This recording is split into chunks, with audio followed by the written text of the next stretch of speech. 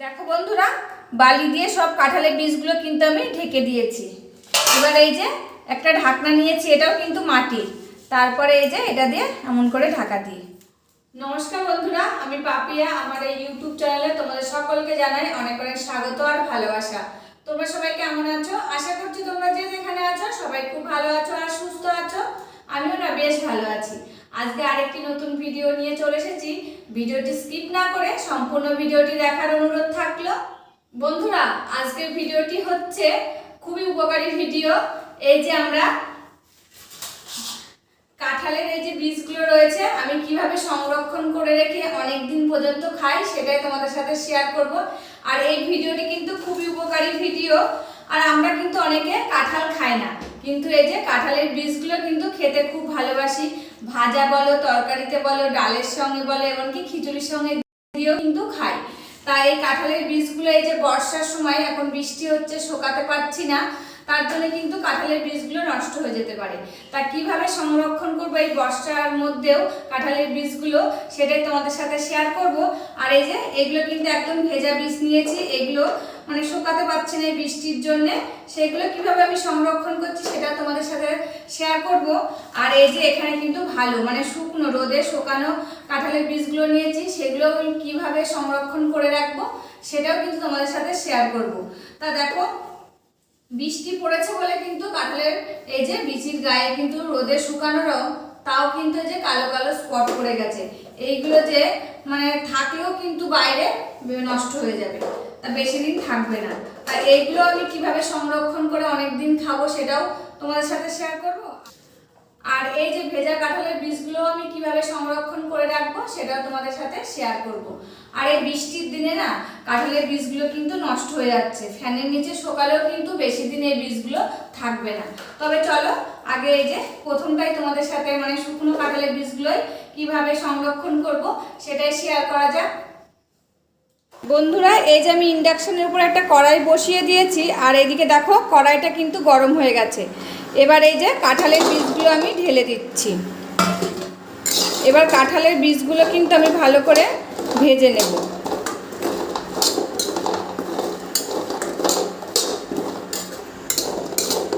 বন্ধুরা, এই যে দেখো কাঁঠালের বীজগুলো কিন্তু আমার ভাজা হয়ে গেছে। এবার কাঁঠালের বীজগুলো আমি থালায় নামিয়ে নেব। বন্ধুরা, এই যে থালাটা আবার ঢেলে দিলাম। আটিগুলো একটু ঠান্ডা হোক। বন্ধুরা, এই যে আমি এবার ভিজা কাঁঠালের বীজগুলো নিয়ে নিয়েছি, আর এই বীজগুলো তখন ঠান্ডা হোক। তারপরে এই যে নিয়ে নিয়েছি বালি। এই বালিগুলো নিয়েছি আমি যখন কল বসালে দেখবে বালি ওঠে, সেই বালিগুলো নেওয়া। আবার এমনকি পুকুরেও এই বালিগুলো পাওয়া যায়, যখন পুকুরে জল শুকিয়ে যায় তখনও কিন্তু এই বালিগুলো পাওয়া যায়। তা দেখো আমি নিয়ে নিয়েছি একটা থালায় বালি আর এই যে ভেজা কাঁঠালের বীজগুলো। তা দেখো বালিগুলো আমি এই যে ভেজা কাঁঠালের বীজের মধ্যে ভালো করে মাখিয়ে নেব।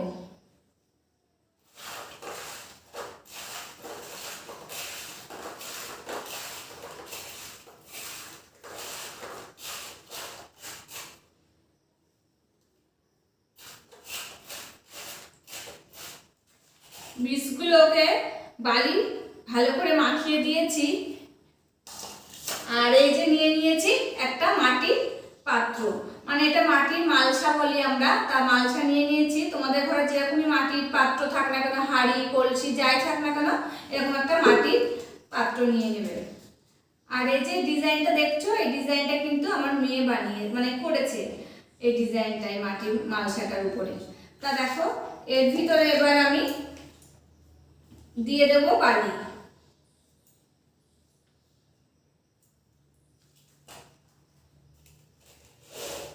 তারপরে এই যে কাঁঠালের বীজগুলো সব আমি ঢেলে দিলাম।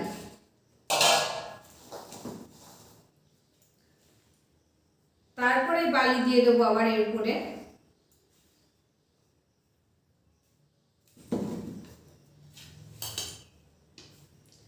এমনভাবে বালি দিতে হবে যাতে কাঁঠালের বীজগুলো যেন দেখা না যায়।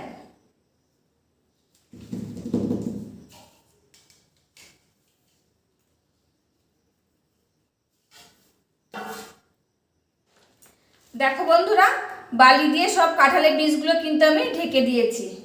এবার এই যে একটা ঢাকনা নিয়েছি, এটাও কিন্তু মাটির। তারপরে এই যে এটা দিয়ে এমন করে ঢাকা দিয়ে রাখবো।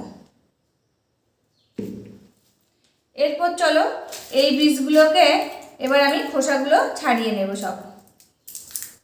আর দেখো বীজগুলো একটু ভাজা ভাজা করে নিয়েছি, তার জন্য কিন্তু খোসাগুলো তাড়াতাড়ি উঠে যাচ্ছে।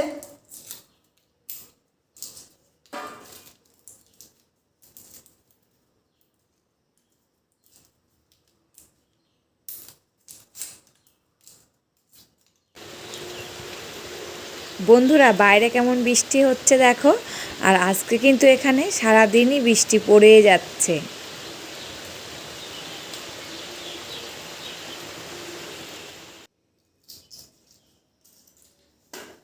বন্ধুরা এই দেখো কাঁঠালের বীজগুলো কিন্তু সব আমার ছাড়ানো হয়ে গেছে।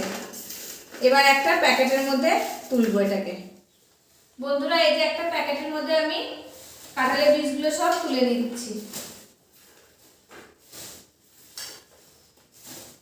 এগুলো কিন্তু ঠান্ডা হয়ে গেছে একেবারে, গরমটা ধোয়া যাবে না, ঠান্ডা করে কিন্তু প্যাকেটের মধ্যে ধুতে হবে।